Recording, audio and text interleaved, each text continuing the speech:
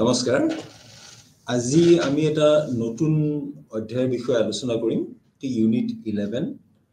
Comparative Anatomy of Human and Non-Human Primates এইটো অধ্যায়ত আমি মানুহ আৰু বন মানুহৰ সৈতে এই দুইটাৰ মাজত কি ধৰণৰ সম্পৰ্ক আছে শাৰীৰিক লক্ষণসমূহ কেনেকুৱা ধৰণৰ বা অন্য বিভিন্ন ক্ষেত্ৰত মানুহ আৰু বন মানুহৰ মাজত আমি কি ধৰণৰ সাদৃশ্য দেখিবলৈ পাওঁ এই বিষয়ে আমি ইয়াতে আলোচনা কৰিম ইয়াৰ আগতে আমি আলোচনা কৰিছিলো যে মানুহ আৰু বন মানুহ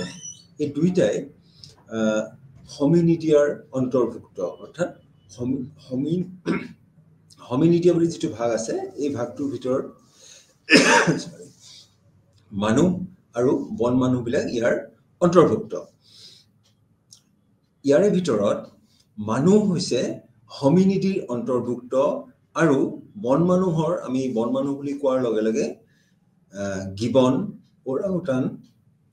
চিম্পাঞ্জি আৰু গৰিলাৰ কথা বুজি পাওঁ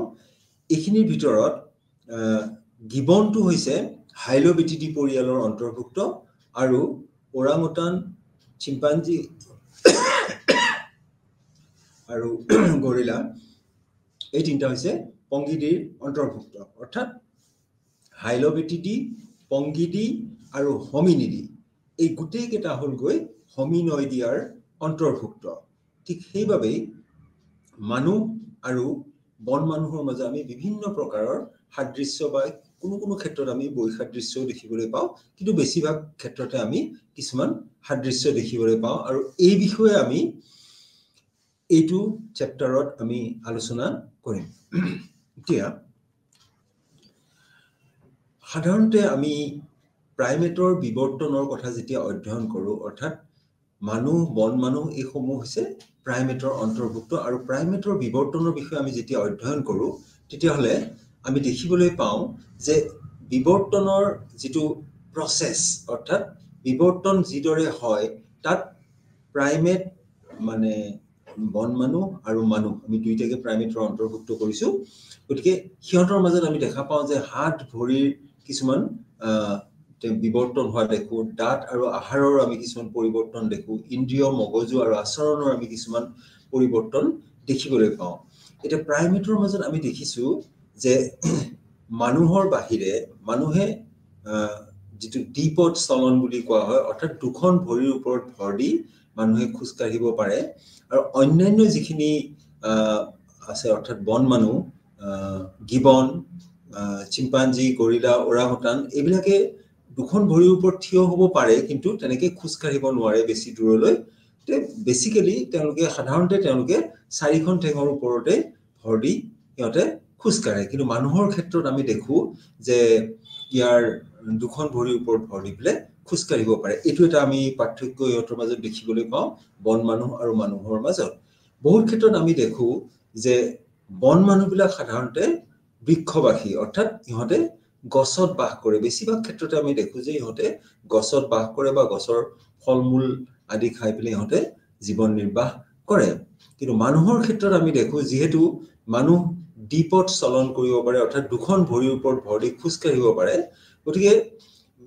মানুহে সাধাৰণতে সমতল ভূমিতে বাস কৰে অৰ্থাৎ গছত সাধাৰণতে মানুহ বাস নকৰে গছত উঠিব পাৰে এটো এটা বেলেগ ধৰণৰ কথা কিন্তু গছত বাস নকৰে আৰু গতিকে মানুহৰ মূল খাদ্যসমূহৰ ভিতৰত ফলমূল মানুহেও খায় কিন্তু মূল খাদ্যৰ ভিতৰত ফলমূল নপৰে কিন্তু অন্যান্য যিখিনি বন মানুহৰ কথা আমি কৈছো হেবিলাকৰ ক্ষেত্ৰত কিন্তু আমি দেখো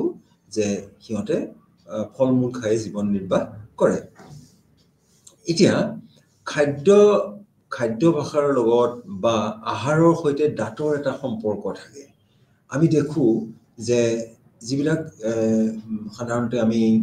বন মানুহ দেখিবলৈ পাওঁ তেওঁলোকৰ দাঁতৰ যেটো গঠন হেতু মানুহৰ দাঁতৰ গঠনৰ সৈতে নিমিলে কোনো ক্ষেত্ৰত কিয়নো বন মানুহৰ ক্ষেত্ৰত আমি দেখা পাওঁ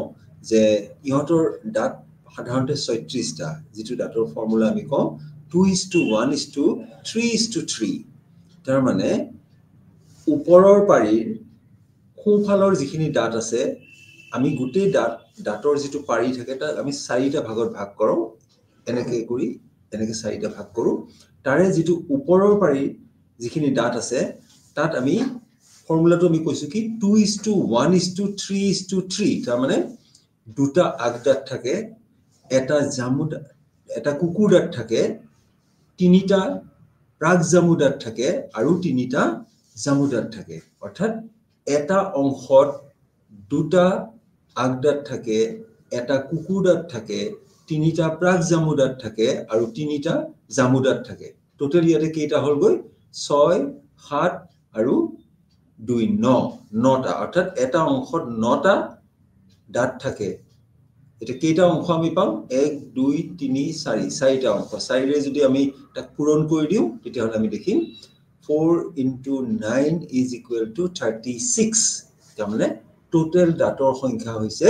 বন মানুহৰ ক্ষেত্ৰত 36টা মানুহৰ ক্ষেত্ৰত কিন্তু আমি দেখো যে মানুহৰ দাঁতৰ সংখ্যা হ'ল গৈ 32টা কেনেকে তাৰ ফৰ্মুলাটো হৈছে 2:1:2:3 তাৰ মানে দুটা আগদাঁত এটা কুকুৰ দাঁত দুটা প্ৰাক জামুদাঁত আৰু তিনিটা জামুদাঁত টোটাল কেইটা হ'ল গৈ তিনিটা দুটা পাঁচটা এটা ছটা আৰু দুটা আঠটা 8 * 4 = 32 তাৰ মানে মানুহৰ ক্ষেত্ৰত আমি দেখো যে 32টা দাঁত আছে আৰু বন মানুহৰ ক্ষেত্ৰত আমি দেখা পাওঁ 36টা দাঁত আছে বহু ক্ষেত্ৰত আমি বন মানুহৰ মাজত আমি দেখিবলৈ কি পাওঁ যে তেওঁলোকৰ কুকুৰ দাঁত সাধাৰণতে দীঘল অন্য দাঁততকৈ কুকুৰ দাঁতটো দীঘল যেটো ইয়াতে এটা কুকুৰ দাঁত থকা বুলি আমি কৈছো এই দাঁতটো বন মানুহৰ ক্ষেত্ৰত কিছু পৰিমাণে দীঘল আৰু মানুহৰ ক্ষেত্ৰত এটো অন্য দাঁতৰ লগত একে লাইনতে থাকে অৰ্থাৎ ই দীঘল নহয় যেতিয়া এটা দাঁত দীঘল হ'বলগীয়া হয় তেতিয়ালে মুখখন যেতিয়া বন্ধ কৰিবলগীয়া হয় এই দাঁতটো ইয়াত লাগি যাব ইয়াত যদি অন্য দাঁত থাকে তেতিয়ালে এই দাঁতটো আহি ইয়াত লাগি যাব সেই কাৰণে বন মানুহৰ ক্ষেত্ৰত আমি দেখো যে তেওঁলোকৰ এই দুটা দাঁতৰ মাজত এটা ফাক থাকে এই ফাকটো ওপৰৰ যেটো কুকুৰ দাঁত হেতু আহি ইয়াতে সোমাই থাকে অৰ্থাৎ এখিনিত কোনো দাঁত নাথাকে এটা গ্যাপ এটা থাকে যেটো ইংৰাজীত কোৱা হয় ডায়াষ্টেমা অৰ্থাৎ ইয়াত দাঁতৰ মাজত যেটো ফাক বুলি আমি কওঁ হেতু যে বন মানুহৰ ক্ষেত্ৰত আমি দেখিবলৈ পাওঁ মানুহৰ ক্ষেত্ৰত হেতু নাথাকে কাৰণ মানুহৰ কুকুৰ দাঁতটো অন্য দাঁতৰ লগত সমান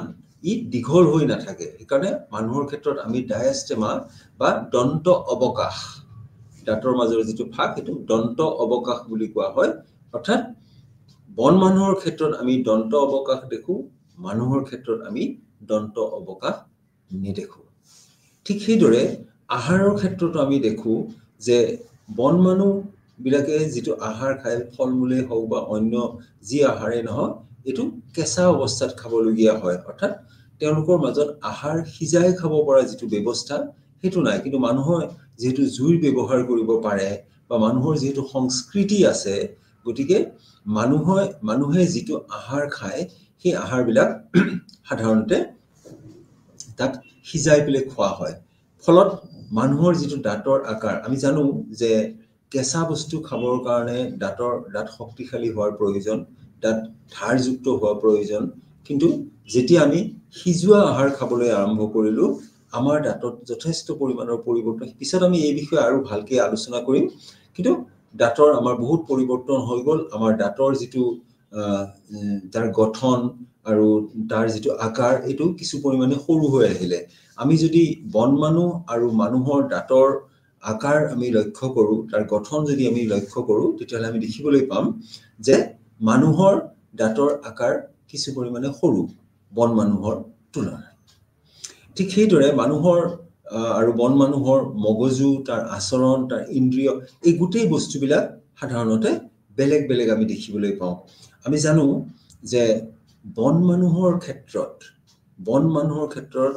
আমি যেটো লাওখোলা বুলি কওঁ এই ওপৰৰ এই অংশটোক আমি লাওখোলা বা মস্তক বুলি কওঁ ইয়াত দুটা ভাগ আছে ওপৰৰ এটা অংশ আছে আৰু তলৰ এটা অংশ আছে এই মস্তকৰ এই ওপৰৰ অংশটো আৰু এই তলৰ অংশটো তাৰ মানে এই দুটা অংশৰ ভিতৰত আমি দেখো যে মগজুৰ যেটো অংশ এই অংশটো বন মানুহৰ ক্ষেত্ৰত সৰু আৰু মুখমণ্ডলৰ যিটো অংশ এই অংশটো ডাঙৰ মানুহৰ ক্ষেত্ৰত উল্টা মানুহৰ এই যিটো কৰোটি বুলি কোৱা হয় ওপৰৰ যিটো অংশ কৰোটি এই কৰোটি অংশটো ডাঙৰ আৰু মুখমণ্ডলৰ অংশটো সৰু এটো আমি মন কৰিব লাগিব যে বন মানুহৰ ক্ষেত্ৰত কৰোটি অংশটো সৰু আৰু মুখমণ্ডলৰ অংশটো ডাঙৰ মানুহৰ ক্ষেত্ৰত মুখমণ্ডলৰ অংশটো সৰু আৰু কৰোটিৰ অংশটো হৈছে ডাঙৰ ইয়াৰ মূল কাৰণটোই হৈছে যে কৰোটিৰ এই অংশত মগজু থাকে মানুহৰ ক্ষেত্ৰত মগজুৰ পৰিমাণ বন মানুহৰ মগজুৰ পৰিমাণতকৈ বেছি সেইবাবে মগজু ধাৰণ ক্ষমতা অৰ্থাৎ মগজু ধাৰণ কৰিবৰ কাৰণে এই অংশটো মানুহৰ ক্ষেত্ৰত যথেষ্ট ডাঙৰ বিবৰ্তনৰ ফলত লাহে লাহে মানুহৰ এই মগজুৰ পৰিৱৰ্তন হৈ এই অংশটো ডাঙৰ হৈ আহিলে আৰু মুখমণ্ডলৰ অংশটো সৰু হৈ আহিলে আনহাতে বন মানুহবিলাকৰ ক্ষেত্ৰত আমি দেখা পাওঁ যে যিকোনো কাৰণেই হওক তেওঁলোকৰ এই কৰোটিৰ এই অংশটো সিমান বেছি ডাঙৰ নহল মুখমণ্ডল ডাঙৰ হৈ থাকিলে ফলত মগজু ধাৰণ ক্ষমতা সিহঁতৰ মানুহতকৈ কম এনেকুৱা ধৰণৰ বিভিন্ন বিষয়ে আমি আলোচনা কৰিম পিছত আমি গোটেইখিনি কথাই আলোচনা কৰিব লাগিব এটা এটাকৈ যে লাওখোলাত কেনেকুৱা ধৰণৰ পৰিৱৰ্তন হ'ল দাঁতৰ ক্ষেত্ৰত কি পৰিৱৰ্তন হ'ল তেনেকে মানুহৰ যেটা আমি ভাৰ্টিব্ৰেল কলম বুলি কওঁ অৰ্থাৎ ৰাজহাড় বুলি কওঁ ৰাজহাড়ৰ ক্ষেত্ৰত কেনেকুৱা ধৰণৰ পৰিৱৰ্তন হ'ল ভৰিৰ ক্ষেত্ৰত কেনেকুৱা পৰিৱৰ্তন হ'ল হাতৰ ক্ষেত্ৰত কেনেকুৱা পৰিৱৰ্তন হ'ল এই গোটেই বস্তুবিলাক আমি এই বিষয়ে আলোচনা কৰিব লাগিব আমি পিছৰ ক্লাছবিলাকত এই বিষয়ে আলোচনা কৰিম এতিয়া আমি জানিব লাগিব যে বন মানুহ আমি সাধাৰণতে বন মানুহ বুলি কোৱাৰ লগে লগে আমি কৈছোই যে গিবন ওৰাংউটাং চিম্পাঞ্জি আৰু গৰিলা এই চাৰিটাকে আমি কি বুলি কওঁ বন মানুহ বুলি কওঁ আৰু এইকেইটা দুটা পৰিয়ালৰ অন্তৰ্ভুক্ত হাইলোবেটিডি আৰু পংগিডি হাইলোবেটিডিত অকল আমি গিবনক কওঁ অৰ্থাৎ হাইলোবেটিডি পৰিয়ালৰ অন্তৰ্ভুক্ত হৈছে গিবন আৰু পংগিডিৰ ভিতৰত অন্তৰ্ভুক্ত হৈছে ওৰাংউটান চিম্পাঞ্জি আৰু গৰিলা অৰ্থাৎ এই চাৰিটাক আমি বন মানুহ বুলি কওঁ এতিয়া বন মানুহৰ যিটো শাৰীৰিক বৈশিষ্ট্য এটো আমি জানিব লাগিব কাৰণ যি চাৰিটা আমি বন মানুহ বুলি কলো গিবন ওৰাংউটান চিম্পাঞ্জি গৰিলা ইয়াৰ ভিতৰত আটাইতকৈ সৰু অৰ্থাৎ আকাৰ আটাইতকৈ সৰু হৈছে গিবনৰ আৰু আটাইতকৈ ডাঙৰ হৈছে গৰিলা গৰিলা অতি ডাঙৰ প্ৰাণী প্ৰকাণ্ড প্ৰাণী আৰু গিবন হৈছে আটাইতকৈ সৰু প্ৰাণী মানুহৰ সৈতে এই বন মানুহবিলাকৰ বহুত মানে শাৰীৰিক যিবিলাক লক্ষণ আছে শাৰীৰিক লক্ষণ বহুত পৰিমাণে মানুহৰ লগত মিলে বিভিন্ন লক্ষণ আমি যদি চাওঁ তেতিয়াহ'লে আমি দেখিম যে মানুহ আৰু বন মানুহৰ মাজত যথেষ্ট মিল আছে এতিয়া আমি গিবনৰ বিষয়ে যেতিয়া আলোচনা কৰিবলৈ যাম তেতিয়াহ'লে আমি জানিব লাগিব যে গিবন আমি কোনবোৰ গিবন আমি জানো যে অসমতো আমি গিবন দেখিবলৈ পাওঁ হলৌ বান্দৰ বুলি কোৱা হয় গিবন অসমতো আমি দেখিবলৈ পাওঁ বা এছিয়াৰ বিভিন্ন অঞ্চলত গিবন বাস কৰে কিন্তু বাকি ওৰাংউটান চিম্পাঞ্জি আৰু গৰিলা সাধাৰণতে আমি আফ্ৰিকা মহাদেশতহে দেখিবলৈ পাওঁ মানে এছিয়া মহাদেশৰ খুব কম অংশতহে এনেকুৱা প্ৰাণী কিছু আছে ওৰাংউটান ক'ৰবাত আছে কিন্তু সাধাৰণতে চিম্পাঞ্জি আৰু গৰিলা আফ্ৰিকা মহাদেশতে আমি দেখিবলৈ পাওঁ গিবন কিন্তু আমাৰ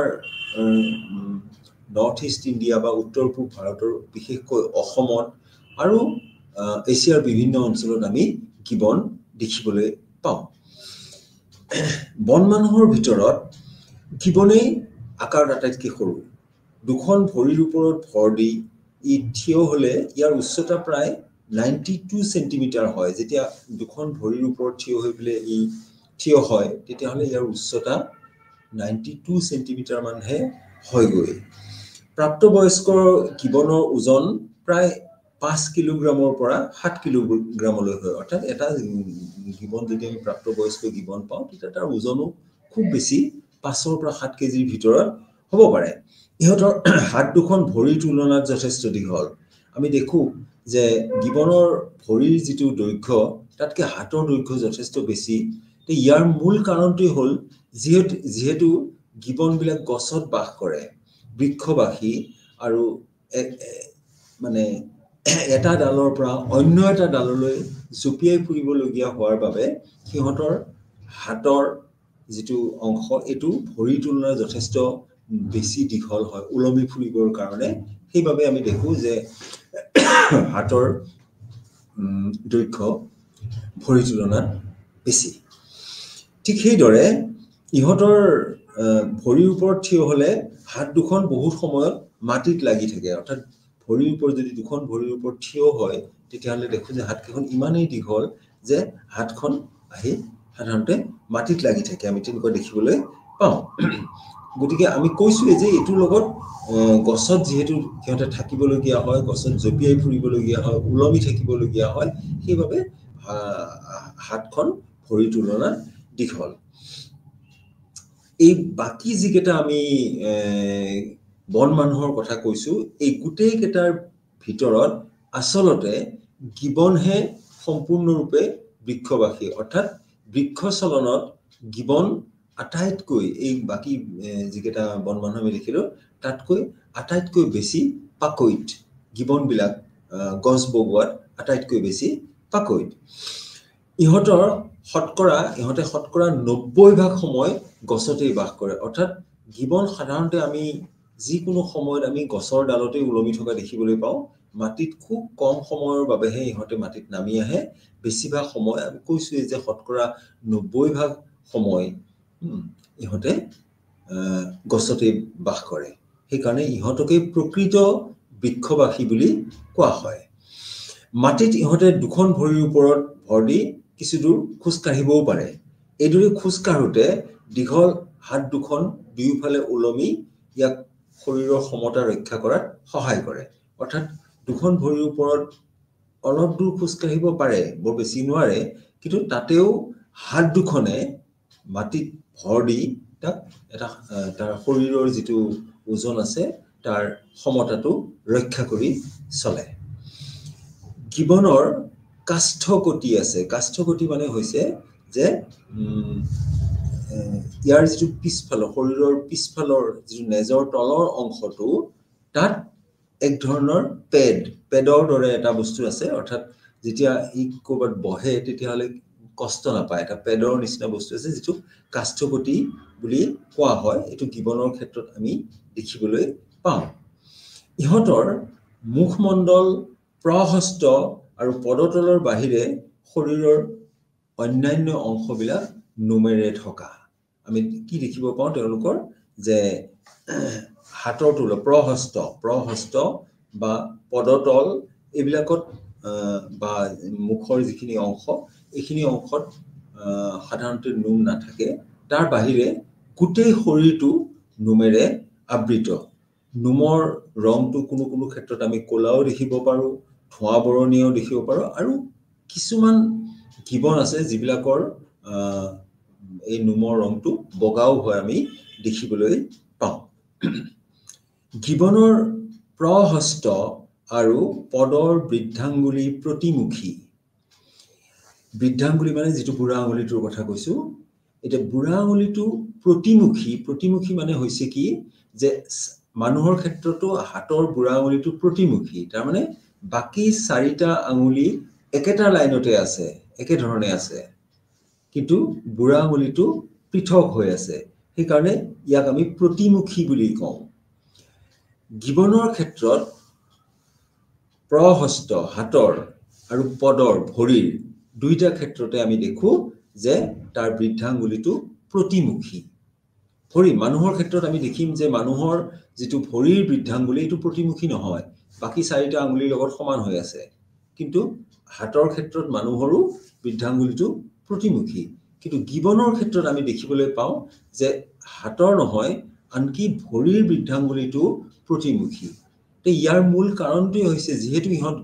বৃক্ষবাসী গছত ডালত ধৰি উলমি থাকিবৰ কাৰণে হাতেই হওক বা ভৰিয়ে হওক তাক ধৰি ৰাখিবৰ কাৰণে বৃদ্ধাঙ্গুলিটো প্ৰতিমুখী হয় এতিয়া আমি যেহেতু আমাৰ ভৰিৰ বৃদ্ধাঙ্গুলিটো প্ৰতিমুখী নহয় গতিকে ভৰিৰে আমি একো বস্তু এটা ধৰিব নোৱাৰো কিন্তু হাতেৰে আমি ধৰিব পাৰো যেহেতু আমাৰ বৃদ্ধাঙ্গুলিটো প্ৰতিমুখী জীৱনৰ ক্ষেত্ৰত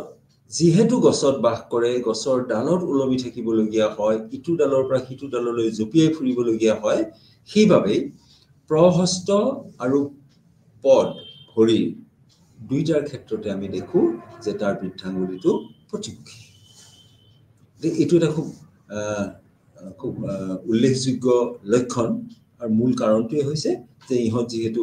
গছত বাস কৰে গতিকে এই ধৰণৰ লক্ষণ আমি ইহঁতৰ মাজত দেখিবলৈ পাওঁ সাধাৰণতে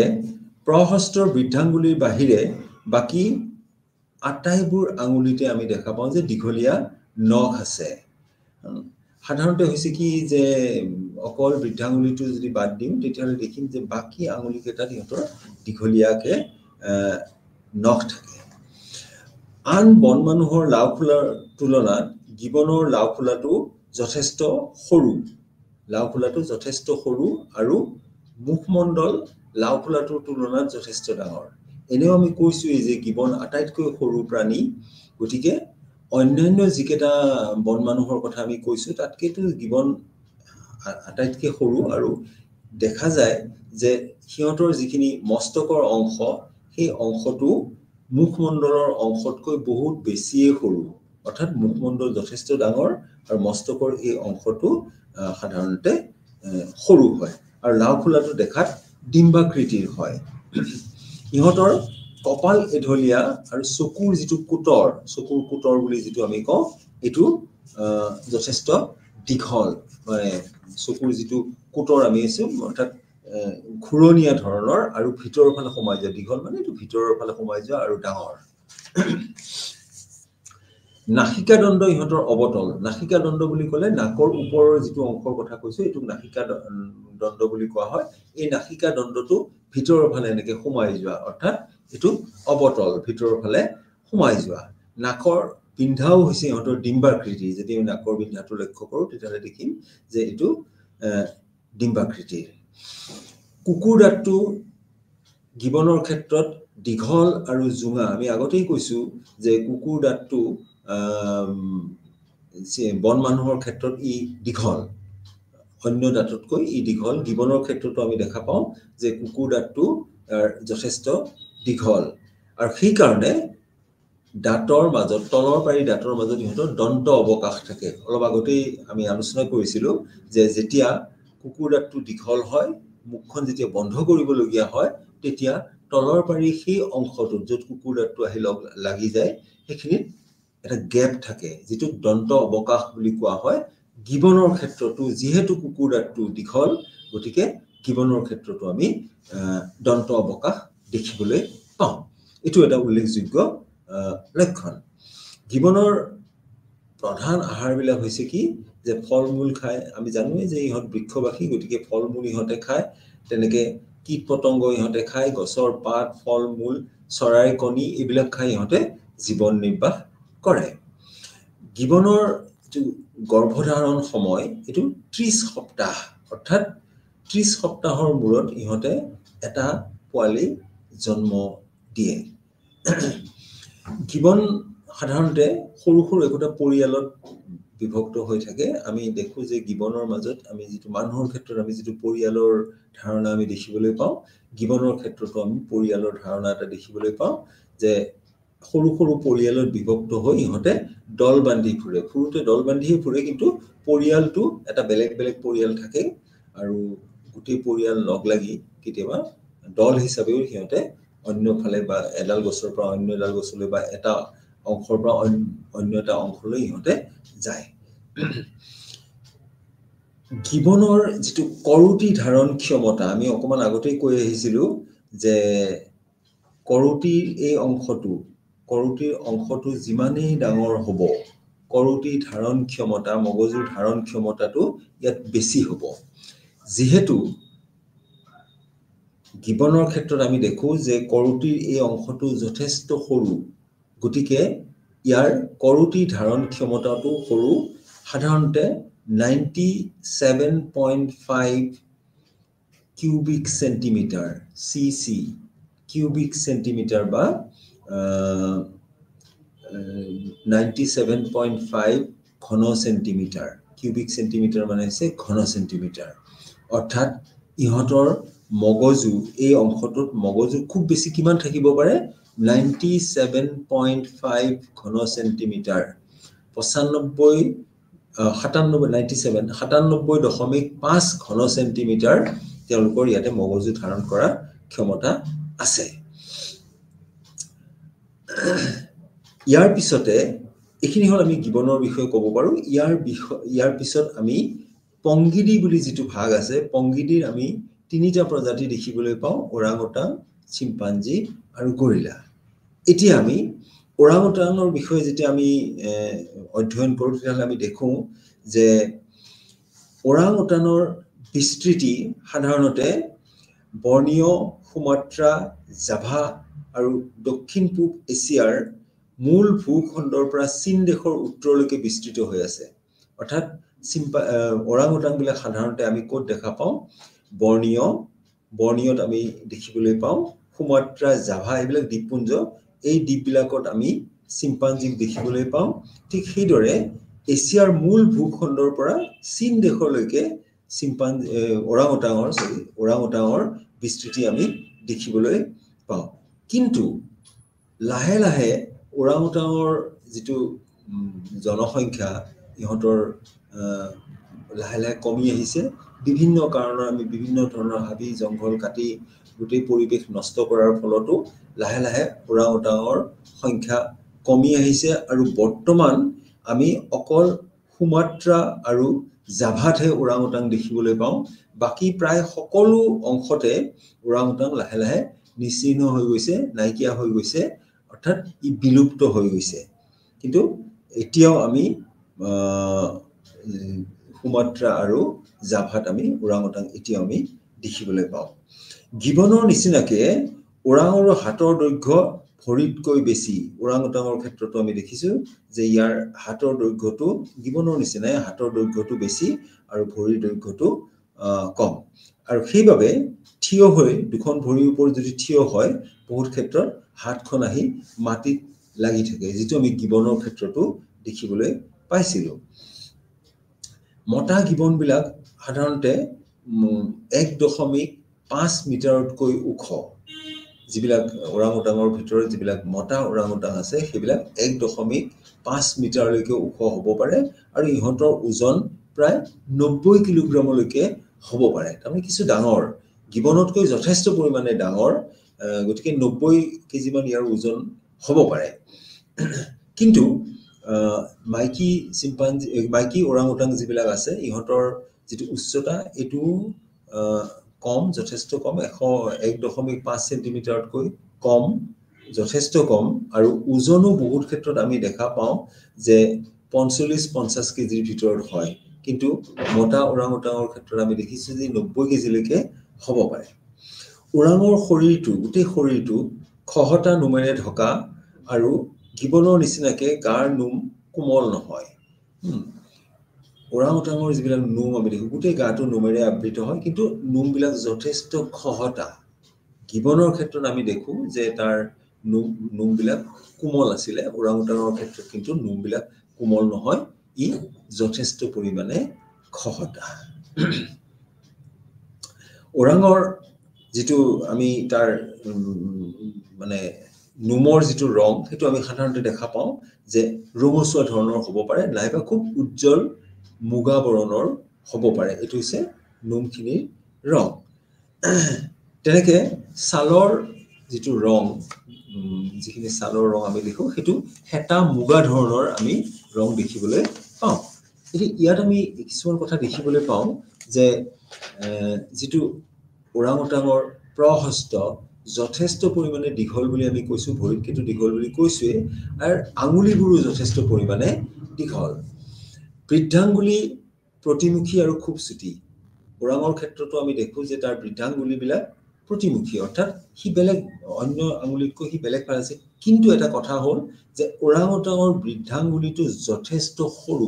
গিবনৰ ক্ষেত্ৰত বৃদ্ধাঙ্গুলিটো ডাঙৰ আছিলে কিন্তু ওৰাঙৰ ক্ষেত্ৰত ওৰাংউটাঙৰ ক্ষেত্ৰত বৃদ্ধাঙ্গুলিটো যথেষ্ট চুটি আঙুলিবোৰত আটাইবোৰ আঙুলিতে তাৰমানে আনকি বুঢ়া আঙুলিটোতো চেপেটা নখ আছে কিন্তু গিবনৰ ক্ষেত্ৰত আমি বক্ৰ নখ দেখিবলৈ পাইছিলো কিন্তু ওৰাংউটাঙৰ ক্ষেত্ৰত আমি চেপেটা নখ দেখিবলৈ পাওঁ ঠিক সেইদৰে কিছুমান ওৰাঙৰ ক্ষেত্ৰত বহুত বেছি নহয় শতকৰা 5% ওৰাঙৰ ক্ষেত্ৰতহে আমি কাষ্ঠগতি আমি যেটো পেডৰ কথা কৈছিলো সেই পেডটো সকলো ওৰাঙৰ ক্ষেত্ৰত নাই কিন্তু শতকৰা 5% ওৰাংউটাঙৰ ক্ষেত্ৰত অৰ্থাৎ কিছুমান ওৰাংউটাঙৰ ক্ষেত্ৰতহে আমি এই কাষ্ঠগতিটো দেখিবলৈ পাওঁ বাকিবোৰ ওৰাঙৰ ক্ষেত্ৰত আমি কাষ্ঠগতি দেখিবলৈ নাপাওঁ ওৰাঙৰ ক্ষেত্ৰতো আমি দেখো যে কৰোটিৰ তুলনাত মুখমণ্ডল ডাঙৰ গিবনৰ ক্ষেত্ৰত আমি যেনেকৈ দেখিছো যে কৰোটিতকৈ মুখমণ্ডল ডাঙৰ ওৰাঙৰ ক্ষেত্ৰতো কৰোটিতকৈ মুখমণ্ডল ডাঙৰ তাৰ কাৰণটো কি হৈছে যে ইহঁতৰো যেটো কৰোটি ধাৰণ ক্ষমতা হেতু মানুহতকৈ বহুত কম কাৰণ কৰোটিৰ যিখিনি অংশ সেইখিনি মুখমণ্ডলতকৈ সৰু তাৰ পিছত আমি দেখো কি যে ইহঁতৰ কপাল তুলনামূলকভাৱে উচ্চ কপালখন যদি আমি চাওঁ তেতিয়াহলে আমি দেখিম যে কপালখন যথেষ্ট পৰিমাণে উচ্চ ঠিক সেইদৰে যেটো চকুৰ ওপৰৰ যিডাল হাড় এই হাড়ডাল আমি স্পষ্টভাৱে দেখিবলৈ পাওঁ ওৰাঙৰ ক্ষেত্ৰত মুখমণ্ডলৰ প্ৰক্ষিপ্ততা আছে মুখমণ্ডলৰ প্ৰক্ষিপ্ততা মানে আমি যদি সাইড ভিউ অৰ্থাৎ আমি যদি কাখৰ পৰা চাওঁ তেতিয়াহলে আমি দেখিম যে ওৰাঙৰ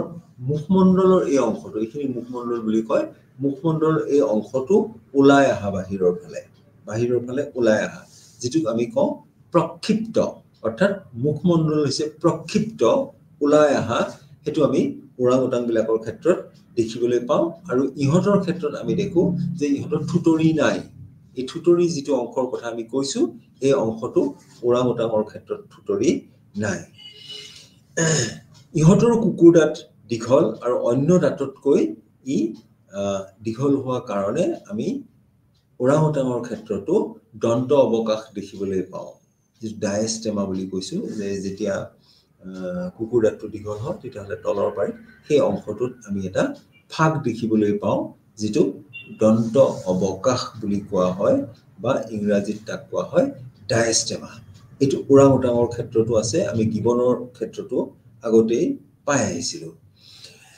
এতিয়া আমি যদি ইয়াৰ কৰোটি ধাৰণ ক্ষমতা চাওঁ তেতিয়াহলে আমি দেখো যে ওৰাংউটাঙৰ কৰোটি ধাৰণ ক্ষমতা হৈছে 416 ঘন সেন্টিমিটাৰ 416 কিউবিক সেন্টিমিটাৰ 416 সিসি মানে হৈছে কিউবিক সেন্টিমিটাৰ বা ঘন সেন্টিমিটাৰ ইয়াৰ কৰোটি ধাৰণ ক্ষমতাটো গিবনতকৈ যথেষ্ট বেছি কাৰণ গিবনৰ ক্ষেত্ৰত আমি কিমান পাইছিলো 97.5 কিউবিক সেন্টিমিটাৰ অৰ্থাৎ 97.5 ঘন সেন্টিমিটাৰ পাইছিলো আমি গিবনৰ ক্ষেত্ৰত কিন্তু ওৰাংউটাঙৰ ক্ষেত্ৰত আমি পাওঁ এটো 416 ঘন সেন্টিমিটাৰ 416 কিউবিক সেন্টিমিটাৰ যথেষ্ট বেছি গিবনতকৈ মাটিত নামিলে ইহঁতে সাধাৰণতে চাৰিখন ঠেঙৰ ওপৰত ভৰ দি খোজ কাঢ়ে অৰ্থাৎ যিকোনো সময়ত সাধাৰণতে আমি জানো যে ওৰাংউটাং বৃক্ষবাসী গছত বাস কৰে কিন্তু বহুত সময় আমি দেখো যে ওৰাংউটাং মাটিটো বেছি পৰিমাণে বাস কৰে কেতিয়াবাহে গছৰ ওপৰত বা কেতিয়াবাহে মাটিৰ তললৈ আহে এটো আমি ক'ব নোৱাৰো যে আসলতে গছত বেছিকে বাস কৰে নে মাটিত বেছিকে বাস কৰে দুইটাতে আমি দেখিবলৈ পাওঁ তে ওৰাংউটাঙে গছৰ ওপৰত বাহ সাজি বাস কৰে অৰ্থাৎ গছৰ ওপৰত ভঙা যিবিলাক গছৰ ডাল আছে বা গছৰ পাত আছে সেইবিলাকৰ দ্বাৰা ইহঁতে তাতে বাহ এটা বনাই লয় আৰু তাত তেনেকৈ ইহঁতে বাস কৰে অৰ্থাৎ গছৰ ওপৰত ইহঁতে বাস কৰে ওৰাঙে এবাৰত এটাকৈ পোৱালি দিয়ে আৰু ইহঁতৰ গৰ্ভধাৰণৰ কাল হৈছে 275 দিন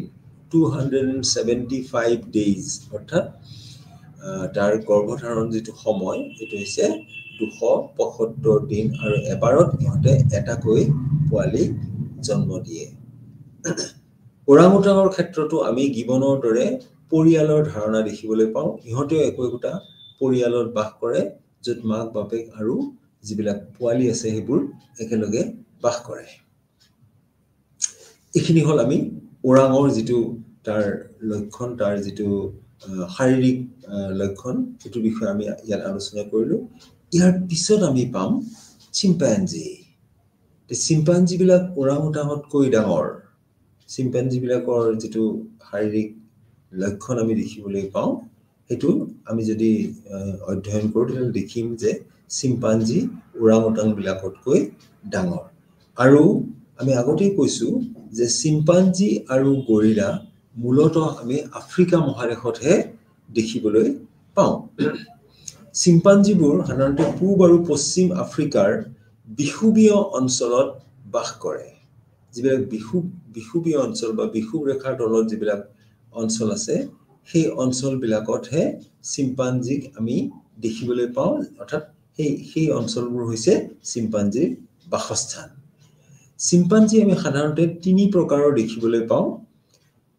এটা প্ৰকাৰক কয় সাধাৰণ চিম্পাঞ্জি অন্য এটা প্ৰকাৰক কয় টপা চিম্পাঞ্জি আৰু আন এটা প্ৰকাৰক কোৱা হয় বাওনা চিম্পাঞ্জি অৰ্থাৎ চিম্পাঞ্জি বিলাকৰ ভিতৰত কিছুমান সাধাৰণ চিম্পাঞ্জি এগুলো যথেষ্ট ডাঙৰো যাক আমি সাধাৰণ চিম্পাঞ্জি বুলি কোৱা হয়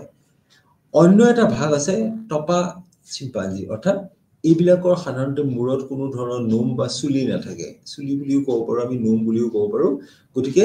মূৰৰ ওপৰৰ অংশত ইয়াৰ কোনো ধৰণৰ চুলি বা নোম নথকা কাৰণে এইবিলাকক আমি টপা চিম্পাঞ্জি বুলি কওঁ আনহাতে অন্য কিছুমান চিম্পাঞ্জি আছে যিবিলাক সাধাৰণতে চাপৰ সৰু সেইবিলাকক আমি বাওনা চিম্পাঞ্জি বুলি কওঁ এই চিম্পাঞ্জি সমূহ সাধাৰণতে গাম্বিয়াৰ পৰা সমগ্ৰ পশ্চিম আফ্ৰিকাৰ অৰণ্যত আৰু কংগো অঞ্চলত বাস কৰে তে কংগো অঞ্চলত যিবিলাক ৰেইন ফৰেষ্ট এৰিয়া আছে সেই অঞ্চল বিলাকত ইহঁতে বাস কৰে কংগোৰ দক্ষিণত তৃতীয় বিধ অৰ্থাৎ বাওনা চিম্পাঞ্জিয়ে সাধাৰণতে বাস কৰে ইয়াত আমি এটা কথা চাম যে কংগোৰ যেটো দক্ষিণ অঞ্চল আছে তাত বাওনা চিম্পাঞ্জি বিলাকে তাতে বাস কৰে যদিও এই তিনি ধৰণৰ চিম্পাঞ্জিক তিনিটা গোষ্ঠী আখ্যা দিয়া হয় প্ৰকৃততে ইহঁত কোনো ধৰণৰ বেলেগ গোষ্ঠী নে সাধাৰণ চিম্পাঞ্জিৰ ভিতৰত পৰে এই বিষয়ে এতিয়ালৈকে কোনো ধৰণৰ অধ্যয়ন হোৱা নাই আমি যদিও তিনটা ভাগৰ কথা কওঁ এই গোটেইবোৰকে আমি সাধাৰণ চিম্পাঞ্জিৰ অন্তৰ্ভুক্ত কৰিব পাৰো নে নোৱাৰো নে তিনিটাকে আমি বেলেগ বেলেগ প্ৰজাতিত ভাগ কৰিব পাৰো এই বিষয়ে তেনেকুৱা ধৰণৰ কোনো অধ্যয়ন এতিয়ালৈকে হোৱা নাই গতিকে আমি এই বিষয়ে স্পষ্টকৈ একো ক'ব নোৱাৰো এই চিম্পাঞ্জিৰ শৰীৰটো ঠিক নোমেৰে আবৃত এই নোমবিলাক হৈছে খহটা ৰিজু মানে হৈছে খুব ডাঠ মোটা নোমবিলাক যথেষ্ট মোটা আৰু খহটা আৰু পোন সিধা হৈ থাকে কোলা নোমবিলাকৰ মাজে মাজে কিছু পৰিমাণে আমি ৰঙচুৱা মুগা ধোঁৱা বৰণীয়া মুগা বা মুগা ধৰণৰ আমি বা আৰু কেতিয়াবা আনকি বগা নোমো আমি বিস্তৃত হৈ থাকিবলৈ দেখা পাওঁ বিস্তৃত হৈ থকা আমি দেখিবলৈ পাওঁ মটা চিম্পাঞ্জিৰ গড় উচ্চতা হৈছে 1.5 মিটাৰ আৰু মাইকী চিম্পাঞ্জিৰ ক্ষেত্ৰত এটো আমি দেখো 1.2 মিটাৰ মটা চিম্পাঞ্জি ওৰাংউটাঙৰ নিচিনাকে মটা চিম্পাঞ্জি বিলাকৰো উচ্চতা হৈছে প্ৰায়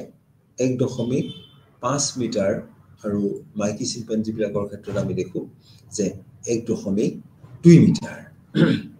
গড় ওজন মটা বিলাকৰ গড় ওজন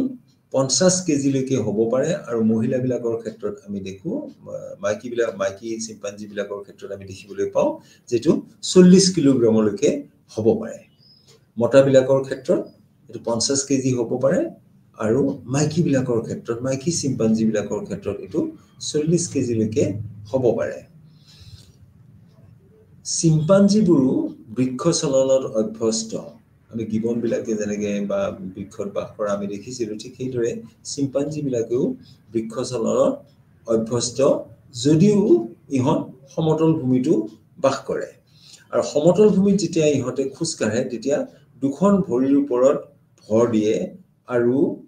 দুখন ভৰিৰ ওপৰত ভৰ দিয়াৰ পিছতো সিহঁতে হাত দুখনেৰে সৈতে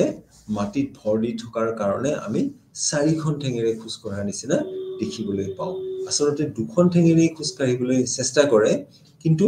যিহেতু তাৰ শৰীৰৰ সমতাটো ৰক্ষা কৰিব নোৱাৰাৰ কাৰণে দুখন ভৰি হাত দুখনেৰেও তাক সমতা ৰক্ষা কৰিবৰ কাৰণে ব্যৱহাৰ কৰে, অৰ্থাৎ চাৰিখন ঠেঙৰ ওপৰত ভৰ দি খোজ কঢ়া আমি দেখিবলৈ পাওঁ। আমি ওৰাংওটাং বা গিবনৰ নিচিনাকৈ চিম্পাঞ্জীৰ হাত ভৰিৰ তুলনাত যথেষ্ট দীঘল। চিম্পাঞ্জীৰ ক্ষেত্ৰতো একেটাই কথা আমি দেখিবলৈ পাওঁ যে হাতবিলাক ভৰিৰ তুলনাত যথেষ্ট দীঘল। থিয় হ'লে আঙুলিয়ে আঁঠু স্পৰ্শ কৰে। যেতিয়া থিয় হয় সম্পূৰ্ণৰূপে, তেতিয়াহ'লে দেখা যায় যে হাত দুখন আহি ভৰিৰ আঁঠুৰ সমান পায়, সেইকাৰণে কিমান দীঘল। আৰু সেইবাবে অলপ বেকা হৈ দুই ভৰিৰ ওপৰত থিয় হোৱাৰ লগে লগে হাত দুখন আহি মাটিত লাগি যায়, আৰু আমি চাৰিখন ঠেঙৰ দ্বাৰাই খোজ কঢ়াৰ নিচিনা আমি দেখিবলৈ পাওঁ। ইহঁতৰ প্ৰহস্ত আৰু পদ দীঘল বৃদ্ধাঙ্গুলি প্ৰতিমুখী। হাতখন আৰু ভৰিখন যথেষ্ট দীঘল, আৰু যিটো বৃদ্ধাঙ্গুলি আছে এইটো প্ৰতিমুখী, তাৰমানে এইটো অন্য আঙুলিতকৈ বেলেগ ফালে থাকে। আৰু ইয়াৰ মূল কাৰণটো হৈছে যে বৃক্ষ চলনৰ বাবে এই ধৰণৰ হাতৰ প্ৰয়োজন, কাৰণ গছৰ ডাল আদিত ধৰি ওলমি থাকিব লাগিব, আৰু গ্ৰিপিঙৰ কাৰণে অৰ্থাৎ ধৰিবৰ কাৰণে এই আঙুলিটো এনেকুৱা ধৰণৰ হয়, প্ৰতিমুখী হয়। বহুত ক্ষেত্ৰত আমি দেখা পাওঁ যে ইহঁতৰ মেষ্টয়েড প্ৰবন্ধ দেখিবলৈ নাপাওঁ, আৰু মুখমণ্ডল ওৰাংওটাঙৰ দৰে প্ৰক্ষিপ্ত, অৰ্থাৎ আগলৈ ওলাই অহা। চিম্পাঞ্জীৰ ক্ষেত্ৰত আমি দেখোঁ যে এই মুখমণ্ডলটো আমি যদি ছাইডৰ পৰা চাওঁ তেতিয়াহ'লে দেখিম যে মুখমণ্ডলটো এনেকে ওলাই অহা, সেইটোক আমি প্ৰক্ষিপ্ত মুখমণ্ডল বুলি কওঁ। গতিকে চিম্পাঞ্জীবিলাকৰ ক্ষেত্ৰতো আমি মুখমণ্ডল প্ৰক্ষিপ্ত বুলি ক'ব পাৰোঁ। চিম্পাঞ্জীৰ মগজু ধাৰণ ক্ষমতা হৈছে 400 কিউবিক চেণ্টিমিটাৰ। ইহঁতৰো প্ৰায় ওৰাংওটাংবিলাকৰ নিচিনা, ওৰাঙৰ ক্ষেত্ৰত আমি 414 পাইছিলোঁ, এতিয়া চিম্পাঞ্জীবিলাকৰ ক্ষেত্ৰত আমি পাওঁ 400 কিউবিক চেণ্টিমিটাৰ বা 400 ঘন চেণ্টিমিটাৰ আমি তাৰ কৰটি ধাৰণ ক্ষমতা দেখিবলৈ পাওঁ। তাৰমানে ওৰাংওটাঙৰ সৈতে প্ৰায় একে। চিম্পাঞ্জীৰ প্ৰধান আহাৰেই হৈছে ফল মূল আৰু গছৰ পাত। সিহঁতৰ মুখ্য খাদ্যটোৱেই হৈছে ফল মূল আৰু গছৰ পাত। চিম্পাঞ্জীৰ গৰ্ভধাৰণ ক্ষমতা হৈছে 226 days, 226 দিন। অৰ্থাৎ ওৰাংওটাঙৰ ক্ষেত্ৰত আমি 275 দিন পাইছিলোঁ, কিন্তু চিম্পাঞ্জীবিলাকৰ ক্ষেত্ৰত আমি দেখা পাওঁ যে ইহঁতৰ গৰ্ভধাৰণ সময় সাধাৰণতে 226 দিন, আৰু এবাৰত ইহঁতে এটাকৈ পোৱালিৰ জন্ম দিয়ে। চিম্পাঞ্জীয়ে সাধাৰণতে সৰু সৰু দল বান্ধি ফুৰে। বলিষ্ঠ মতা চিম্পাঞ্জী এই দলবিলাকৰ সিহঁত নেতৃত্ব লয়। কিছুমান চিম্পাঞ্জীবিলাকৰ ক্ষেত্ৰত আমি পৰিয়ালতকৈও আমি দেখা পাওঁ যে তেওঁলোকৰ গ্ৰুপ দল বান্ধি সিহঁতে বাস কৰে, আৰু ইয়াত শক্তিশালী যিটো মতা চিম্পাঞ্জী থাকে তাৰ নেতৃত্বত এই গোটেই চিম্পাঞ্জীবিলাক এখন ঠাইৰ পৰা অন্য ঠাইলৈ বা এডাল গছৰ পৰা অন্য এডাল গছলৈ বা এটা অংশৰ পৰা অন্য এটা অংশলৈ সিহঁতে দল বান্ধি ঘূৰি ফুৰে। আহাৰৰ অন্বেষণত ইহঁতে এখন ঠাইৰ পৰা অন্য ঠাইলৈ যাবলগীয়া হয়, তেতিয়া আমি দেখা পাওঁ যে দল বান্ধি সিহঁতে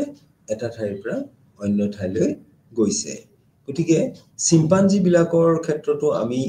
যিবোৰ লক্ষণ দেখিবলৈ পাওঁ, ইয়াৰ বহুবিলাক লক্ষণ মানুহৰ লগতো মিল আছে।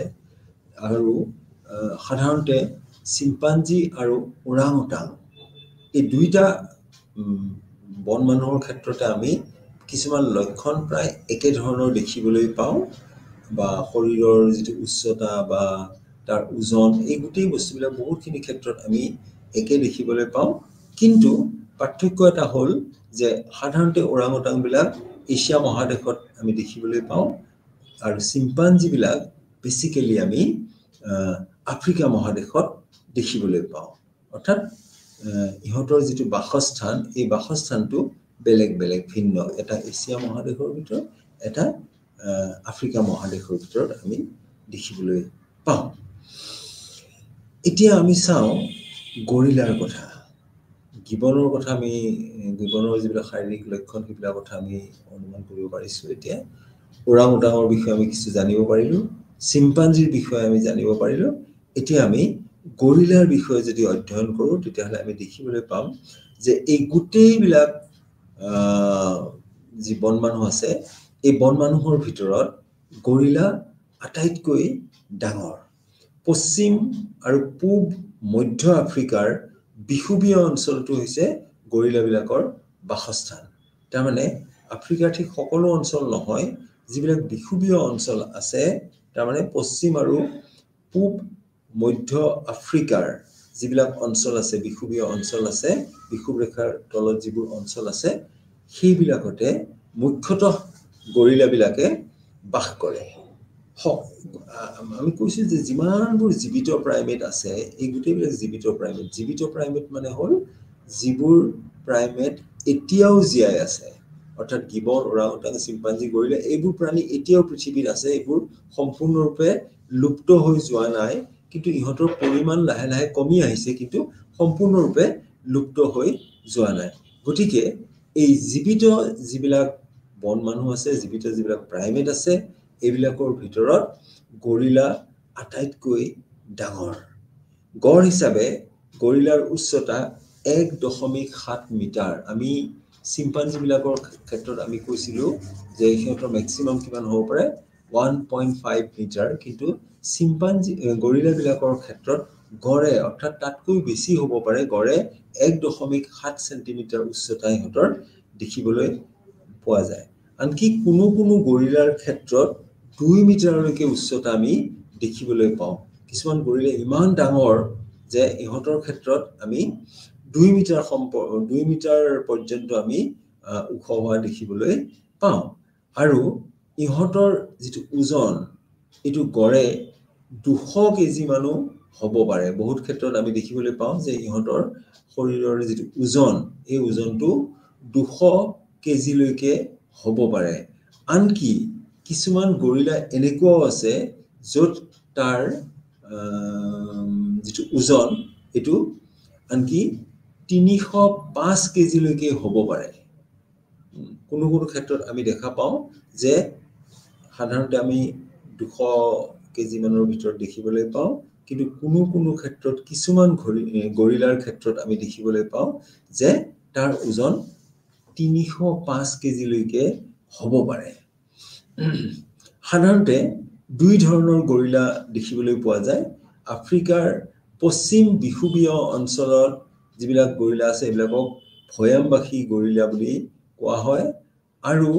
অন্য কিছুমান গৰিলা আছে যিবিলাকে সাধাৰণতে পাহাৰীয়া অঞ্চলত বাস কৰে সেইবিলাকক পাহাৰবাসী গৰিলা বুলি কোৱা হয় এটা হ'ল ভয়ামবাসী গৰিলা যিবিলাক ভয়ামৰ অঞ্চলত থাকে সমতল ভূমিত থাকে সেইবিলাকক ভয়ামবাসী গৰিলা বুলি কোৱা হয় আৰু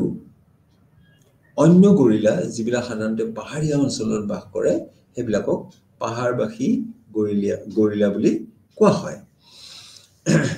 সাধাৰণতে আমি যদি সূক্ষ্মভাৱে চাবলৈ যাওঁ তেতিয়াহ'লে আমি দেখো যে এই দুই প্ৰকাৰ গৰিলাৰ ভিতৰত যেনে পাহাৰবাসী বা সমতলবাসী যিবিলাক গৰিলা আছে এইবিলাকৰ মাজত শাৰীৰিক লক্ষণৰ কিছু পাৰ্থক্য আমি দেখিবলৈ পাওঁ দুইটাৰ যদিও একে গৰিলা প্ৰজাতিৰ অন্তৰ্ভুক্ত তথাপিও কোনো কোনো ক্ষেত্ৰত পাহাৰবাসী আৰু ভয়ামবাসী বা সমতলবাসী যিবিলাক গৰিলা আছে ইহঁতৰ শাৰীৰিক লক্ষণৰ ক্ষেত্ৰত আমি কিছু পাৰ্থক্য দেখিবলৈ পাওঁ গৰিলাৰ সমগ্ৰ শৰীৰটো নোমেৰে ঢকা নোমবোৰ ঠৰঙা ক'লা আৰু ছালৰ ৰংটো সাধাৰণতে ক'লা হয়। চিম্পাঞ্জিৰ নিচিনাকৈ আমি গৰিলাৰ যদি ওঠখন আমি চাওঁ তেতিয়াহ'লে আমি দেখিম যে গৰিলাৰ ওঠ যথেষ্ট পাতল। চিম্পাঞ্জিৰ ক্ষেত্ৰতো আমি পাতল ওঠে দেখিবলৈ পাওঁ, গৰিলাৰ ক্ষেত্ৰতো আমি দেখোঁ যে ইহঁতৰ ওঠ হৈছে যথেষ্ট পাতল। আৰু গৰিলাৰ কাণ যথেষ্ট সৰু আৰু কাণত লতি নাই, কাণৰ যিখিনি তলৰ ওলমি থকা অংশটো আছে এইটো গৰিলাবিলাকৰ ক্ষেত্ৰত নাথাকে আৰু কাণখনো যথেষ্ট সৰু আমি দেখিবলৈ পাওঁ। গৰিলাৰ প্ৰহস্ত আৰু পদৰ বৃদ্ধাঙ্গুলিও প্ৰতিমুখী। এইটো অন্য যিবিলাক আমি বন মানুহ দেখা পালোঁ, গিবন, ওৰাংওটাং, চিম্পাঞ্জি, সেইবোৰৰ নিচিনাকৈ গৰিলাৰো পদ আৰু প্ৰহস্তৰ যিটো বৃদ্ধাঙ্গুলি আছে এই বৃদ্ধাঙ্গুলিটো প্ৰতিমুখী। ইয়াৰো কাৰণ আছে, কাৰণটো এইটোৱে হৈছে যে গৰিলাবিলাকেও মাজে সময়ে গছত বাস কৰে আৰু গছত বাস কৰাৰ বাবেই তেওঁলোকৰ যিটো বৃদ্ধাঙ্গুলি এইটো সাধাৰণতে প্ৰতিমুখী হয়। ঠিক সেইদৰে ইহঁতে বৃক্ষ চলনত অভিজ্ঞ। অন্য যিকেইটা বন মানুহ আমি দেখিলোঁ সেইবিলাকৰ নিচিনাকৈ গৰিলাও বৃক্ষ চলনত অভ্যস্ত, কিন্তু বেছিভাগ সময় ইহঁতে সমতল ভূমিতে কটায়। গছত যদিও সিহঁত বৃক্ষ চলনৰ অভ্যস্ত, তথাপিও গছত ইহঁতে বেছিকে নাথাকে আৰু এইবিলাক সাধাৰণতে সমতল ভূমিত থাকে। যেতিয়া সমতল ভূমিত ইহঁতে খোজ কাঢ়ে তেতিয়া গৰিলাবিলাকে 4খন ঠেঙৰ ওপৰত ভৰ দি খোজ কাঢ়ে। অৰ্থাৎ গৰিলাক আমি 4ঠেঙীয়া প্ৰাণী বুলি ক'ব পাৰোঁ। থিয় হ'ব পাৰে, কিন্তু থিয় হৈ তেনেকৈ খোজ কাঢ়িব নোৱাৰে। থিয় হ'ব পাৰে কিছু সময়ৰ বাবে, কিন্তু তেনেকুৱা ধৰণে খোজ কাঢ়িব নোৱাৰে। আৰু যেতিয়া খোজ কাঢ়িবলগীয়া হয় তেতিয়া সিহঁতে 4খন ঠেঙৰ ওপৰত ভৰ দি খোজ কাঢ়ে। এইটো আমি গৰিলাবিলাকৰ ক্ষেত্ৰতো এনেকুৱা দেখিবলৈ পাওঁ। গৰিলাৰো কৰটিৰ তুলনাত মুখমণ্ডল ডাঙৰ। একেই কথা বাকী যিবিলাক আমি বন মানুহ দেখিবলৈ পাইছোঁ, গিবন, ওৰাংওটাং বা চিম্পাঞ্জি, ঠিক গৰিলাৰো একেই যে কৰটিতকৈ মুখমণ্ডলটো ডাঙৰ। আৰু মতা গৰিলাবিলাকৰ ক্ষেত্ৰতো মুখমণ্ডলটো যথেষ্ট ডাঙৰ আমি দেখিবলৈ পাওঁ। ইহঁতৰ কপাল এঢলীয়া। কপালখন যদি আমি ছাইডৰ পৰা চাওঁ তেতিয়াহ'লে আমি দেখিম যে কপালখন এঢলীয়া, অৰ্থাৎ এনেকুৱা ধৰণে আগলৈ ওলাই অহা। ছাইডৰ পৰা চালে আমি স্পষ্টকৈ এইটো দেখিবলৈ পাওঁ। তাৰপিছত ইয়াৰ যিটো অধ্যক্ষী শিৰলু মানে চকুৰ ওপৰৰ যিটো হাড়, এই হাড়ডাল যথেষ্ট প্ৰকট। আমি দূৰৰ পৰা আনকি অধ্যক্ষী শিৰলুডাল দেখিবলৈ পাওঁ। এইডাল যথেষ্ট প্ৰকট। গৰিলাৰ নাকৰ হাড় চেপেটা আৰু নাকৰ যিখিনি তলৰ অংশ এইটো কিছু পৰিমাণে আগলৈ ওলাই অহা। গৰিলাৰ ক্ষেত্ৰত আমি দেখোঁ যে নাকৰ এই অংশটো কিছু পৰিমাণে ওলাই অহা। ইহঁতৰ মেষ্টইড প্ৰবন্ধ যথেষ্ট সৰু। অধহনু বৰ ডাঙৰ আৰু প্ৰক্ষিপ্ত। এই যিখিনি তলৰ যিটো অধহনু বুলি কোৱা হৈছে এইটো খুব ডাঙৰ আৰু প্ৰক্ষিপ্ত, অৰ্থাৎ ওলাই অহা বাহিৰৰ ফালে, এনেকৈ আগলৈ ওলাই অহা, এইটো প্ৰক্ষিপ্ত বুলি কোৱা হয়। ইহঁতৰ কুকুৰ দাঁত বৰ ডাঙৰ আৰু সেইবাবে ইহঁতৰ দন্ত অৱকাশ দেখিবলৈ পোৱা যায়। আমি কৈছোঁৱেই যে কুকুৰ দাঁতকেইটা যেতিয়া ডাঙৰ হয়, দীঘল হয় অন্য দাঁততকৈ, তেতিয়াহ'লে তলৰ পাৰি দন্ত অৱকাশ থাকিব লাগিব, আৰু গৰিলাবিলাকৰ ক্ষেত্ৰতো আমি এনেকুৱা দন্ত অৱকাশ দেখিবলৈ পাওঁ। এতিয়া আমি যদি কৰটি ধাৰণ ক্ষমতা, অৰ্থাৎ মগজুৰ ধাৰণ ক্ষমতা কিমান হ'ব পাৰে গৰিলাৰ ক্ষেত্ৰত, তেতিয়াহ'লে আমি দেখোঁ যে গৰিলাৰ ক্ষেত্ৰত সাধাৰণতে আমি 550, মতা গৰিলাৰ ক্ষেত্ৰত 550 কিউবিক চেণ্টিমিটাৰ, 550 ঘন চেণ্টিমিটাৰৰ ইয়াত তেওঁলোকৰ মাজত ব্ৰেইন কেপাচিটি হ'ব পাৰে। অৰ্থাৎ ব্ৰেইন মগজু ধাৰণ ক্ষমতাটো 550 ঘন সেন্টিমিটাৰলৈকে হ'ব পাৰে, যিটো মহিলা মানে মাইকী গৰিলাৰ ক্ষেত্ৰত আমি দেখো যে 460 ঘন সেন্টিমিটাৰ। মতাবিলাকৰ ক্ষেত্ৰত আমি কিমান পাইছো 550 ঘন সেন্টিমিটাৰ আৰু মাইকীবিলাকৰ ক্ষেত্ৰত 460 ঘন সেন্টিমিটাৰলৈকে সিহঁতৰ মগজু ধাৰণ ক্ষমতা আছে। তাৰ মানে এতিয়া আমি এই গোটেই চাৰিটা বন মানুহৰ যদি মগজু ধাৰণ ক্ষমতা আমি অধ্যয়ন কৰোঁ, তেতিয়া দেখিবলৈ পাম যে গিবনৰ মগজু ধাৰণ ক্ষমতা আটাইতকৈ কম, মাত্ৰ 97.5 কিউবিক সেন্টিমিটাৰ। গৰিলাৰ আটাইতকৈ বেছি 550 কিউবিক সেন্টিমিটাৰ। গিবনৰ ক্ষেত্ৰত পাইছিলোঁ মাত্ৰ 97.5 কিউবিক সেন্টিমিটাৰ। গৰিলাৰ ক্ষেত্ৰত আমি দেখিবলৈ পাওঁ যে ই 550 ঘন সেন্টিমিটাৰলৈকে হ'ব পাৰে সাধাৰণতে মতা গৰিলাৰ ক্ষেত্ৰত। আৰু ওৰাংওটাং আৰু চিম্পাঞ্জিৰ যিটো ক্ষমতা এইটো প্ৰায় একে ধৰণৰে 416 বা 400 কিউবিক সেন্টিমিটাৰ। ওৰাংওটাং আৰু চিম্পাঞ্জিৰ প্ৰায় একে, গৰিলাৰ কিন্তু আটাইতকৈ বেছি। ঠিক সেইদৰে আমি অন্য কিছুমান লক্ষণ যদি আমি ইহঁতৰ ভালকে চাওঁ, তেতিয়াহ'লে আমি দেখিম যে খাদ্যৰ ভিতৰত সাধাৰণতে গৰিলাই গছৰ ফল-মূল, গছৰ পাত, এই দুটা বস্তু সিহঁতে বেছিকৈ খায়। বহুত ক্ষেত্ৰত আমি দেখোঁ কি যে গৰিলাবিলাকে বহুত ক্ষেত্ৰত অকল গছত উঠে খাদ্যৰ বাবে, অৰ্থাৎ ফল-মূলটো ইহঁতৰ খাদ্য, গছৰ পাতো ইহঁতৰ খাদ্য। গতিকে খাদ্যৰ বাবেহে এই গৰিলাবিলাক গছৰ ওপৰত উঠে আৰু সাধাৰণতে অন্য সময়ত ইহঁতে সমতলতে বাস কৰে। গৰিলাৰ যিটো গৰ্ভধাৰণ সময়, এই সময়টো 250 দিনৰ পৰা 300 দিনলৈ, অৰ্থাৎ সময়টো যথেষ্ট দীঘলীয়া। ই 250 দিনৰ পৰা 300 দিনলৈও হ'ব পাৰে। কেতিয়াবা 250 দিনো হ'ব পাৰে, কেতিয়াবা 300 দিনলৈও হ'ব পাৰে। এবাৰত ইহঁতে এটাকৈ পোৱালি জন্ম দিয়ে আৰু জন্মৰ পাছত পোৱালিটো মাকে বুকুচাত লৈ পেলাই ঘূৰি ফুৰে। এনেকুৱা আমি বহুত ক্ষেত্ৰত বান্দৰবিলাকৰ ক্ষেত্ৰত আমি হয়তো, যিহেতু আমি গৰিলা বা চিম্পাঞ্জি তেনেকৈ সহজে দেখা নাপাওঁ, ইয়াতে কোনোবা চিৰিয়াখানাত হয়তো থাকিব পাৰে, তাৰ বাহিৰে আমি সাধাৰণতে দেখা নাপাওঁ, কিন্তু আমি বান্দৰবিলাকক দেখোঁ। ঠিক একেধৰণেই গৰিলাৰ ক্ষেত্ৰতো যেতিয়া পোৱালি জন্ম হয়, তেতিয়া সি মাকৰ কোলাত ওলমি থাকে, যেনেকৈ বান্দৰবিলাকৰ ক্ষেত্ৰত আমি দেখিবলৈ পাওঁ। 3টাৰ পৰা 10টালৈকে গৰিলাৰ যিটো পৰিয়াল, সিহঁত একেলগে দল বান্ধি ঘূৰি ফুৰে। অৰ্থাৎ গৰিলাৰ এটা দলত বহুত পৰিয়াল থাকিব পাৰে, এইটো 10টামান পৰিয়ালো থাকিব পাৰে তাত। আৰু ইহঁতে সেইদৰে দল বান্ধি সিহঁতে এঠাইৰ পৰা আন ঠাইলৈ খোৱা বস্তুৰ সন্ধানতে হওক বা অন্য কাৰণতে হওক, ইহঁতে এনেকৈ ঘূৰি ফুৰে। গতিকে গৰিলাবিলাকৰ ক্ষেত্ৰতো আমি দেখিলোঁ যে ইহঁতেও দলবদ্ধভাৱে, অৰ্থাৎ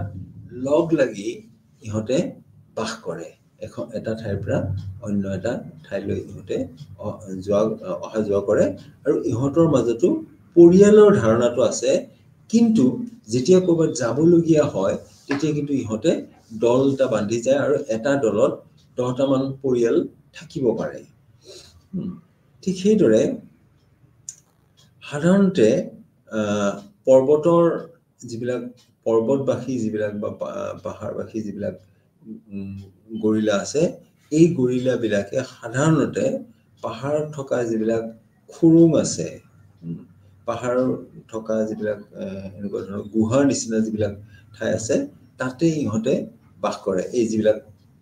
পাহাৰবাসী যিবিলাক আছে, সেইবিলাক তেনেকৈ বাস কৰে। আৰু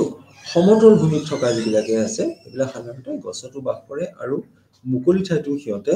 বাস কৰে। গতিকে এই গোটেইখিনি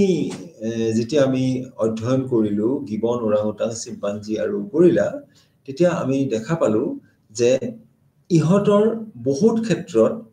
লক্ষণসমূহ প্ৰায় একে ধৰণৰ আকাৰ কিছুমানৰ প্ৰাণীৰ সৰু আৰু কিছুমানৰ ডাঙৰ কিন্তু খাদ্য অভ্যাসৰ পৰা আদি কৰি তাৰ বাসস্থানৰ পৰা আদি কৰি এই বাকী বস্তুবোৰ বাকী যিখিনি লক্ষণ আছে সেইবিলাক